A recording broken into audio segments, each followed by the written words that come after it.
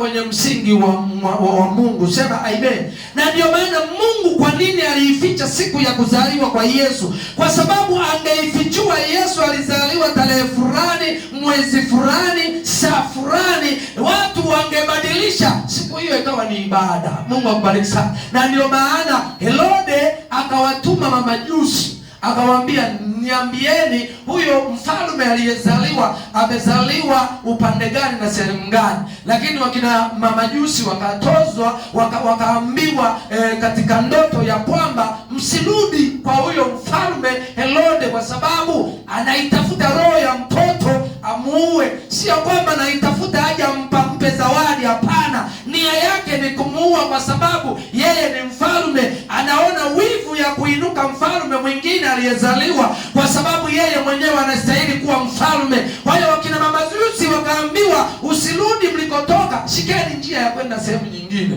Sasa mfalme Herode kasubiria siku ya kwanza, hajaona mtu. Siku ya pili hajaona mtu. Siku ya tatu hajaona mtu. Akaona hapa nimeuzwa. Ndipo akaona, akasema, kuanzia mtoto wa miaka mitatu, kuanzia miaka 5 kushuka mpaka 0, wa kiume nendeni mkawachinja wote. Kwa hiyo hata Herode mwenyewe ambaye amezaliwa mtoto akiwepo, hakujua ya kwamba Yesu amezaliwa tarehe fulani, hakujua ya kwamba Yesu amezaliwa siku fulani, kwa sababu tayari zilikuwa zinachanganya, kwa sababu ni Mungu mwenyewe aliificha, kwa sababu alikuwa anawajua wanadamu wana akili finyu. Sema amen.